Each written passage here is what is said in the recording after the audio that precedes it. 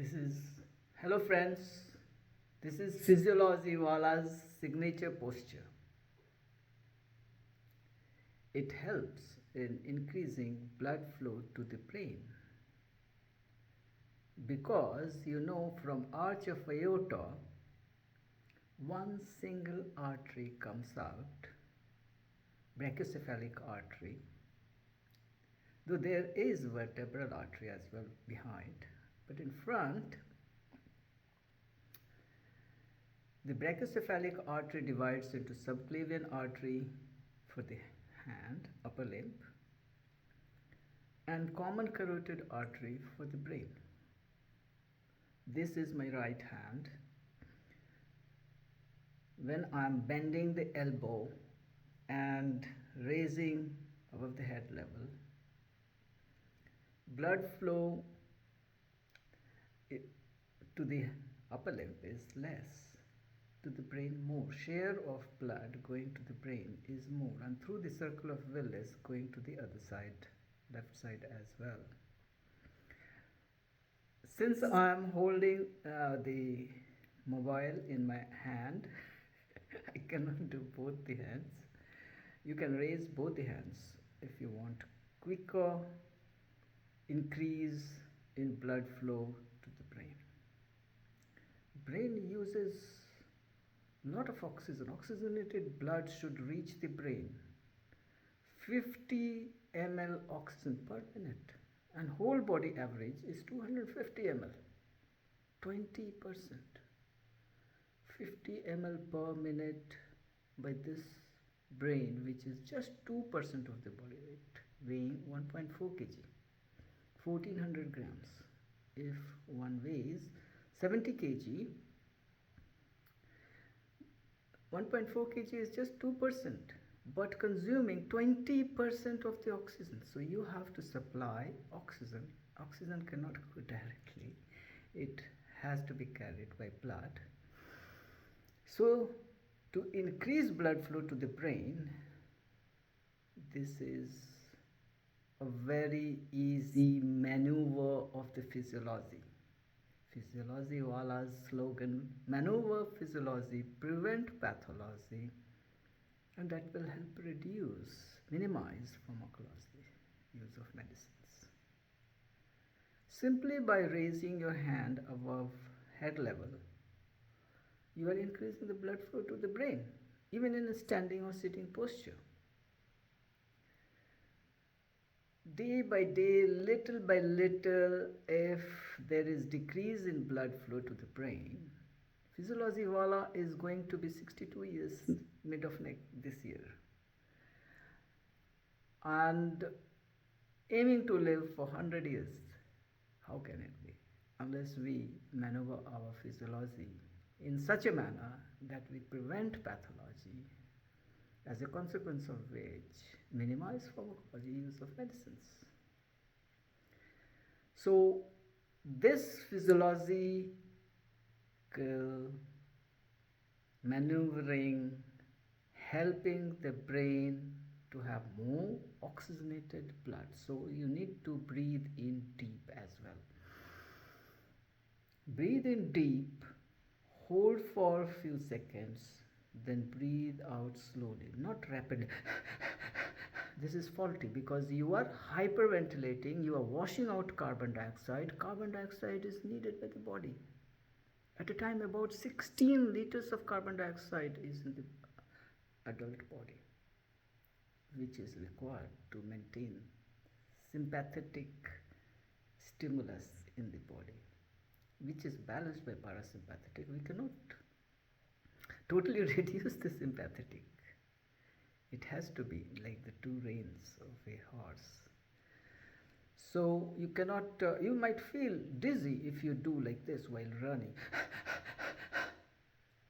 You might feel dizzy because you are washing out carbon dioxide. You are not proportionally taking more oxygen. You are proportionally washing out carbon dioxide. There has to be a balance between the two. So breathe in deep through your nose, hold for a few seconds, then breathe out slowly through your pursed lip. Every morning you can blow into the bladder of a football or reservoir bag, and just 3-4 times, and that increases intrathoracic pressure within the lungs. The pressure increases. The increased pressure recruits more alveoli for greater exchange of oxygen, carbon dioxide. Just 3-4 ml. During sleep, in the basal region of the lungs, the alveoli collapse. So to open up, breathe deep, blow into a reservoir bag or a football bladder, and keep the glottis open when it is maximally inflated, so that the pressure in the lung is increased and there is recruitment of more alveoli for greater exchange of oxygen and carbon dioxide.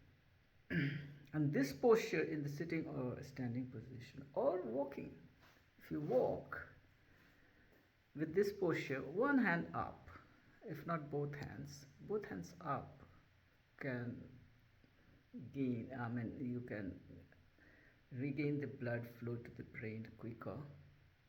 And never stand up quickly from bed. Always get on all fours and take nice deep breaths and do Brahmari. Brahmari increases, of course, the vibrations, vocal vibrations go to the brain and helps release the hormones from the pituitary and pineal glands, and those are hormones directly released into bloodstream without any duct from the pituitary and pineal gland. And those hormones have very, very, very intricate and delicate and very mild kind of effect, but if you do regularly and say or you can say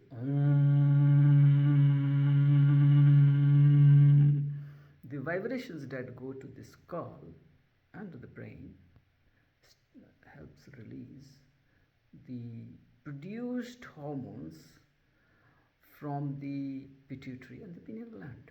From the pineal gland, serotonin and melatonin, and from the anterior pituitary, growth hormone, prolactin hormone, luteinizing hormone, follicle stimulating hormone, thyroid stimulating hormone, adrenocorticotropic hormone, and from the posterior pituitary, oxytocin and vasopressin. So it has to be believed that it helps.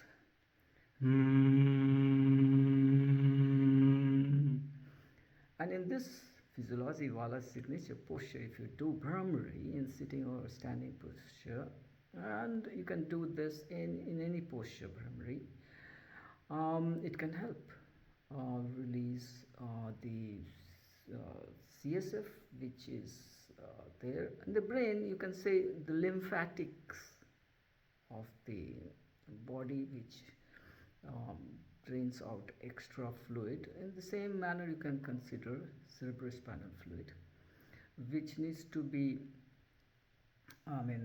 circulated back to the blood, but it cleanses the brain as well. And of course, with this adoption and vocalization, Brahmari, all these help, and breathing deep, all these help in increasing the vigor and vitality of the brain, and your cognition will improve eventually. Video is getting longer.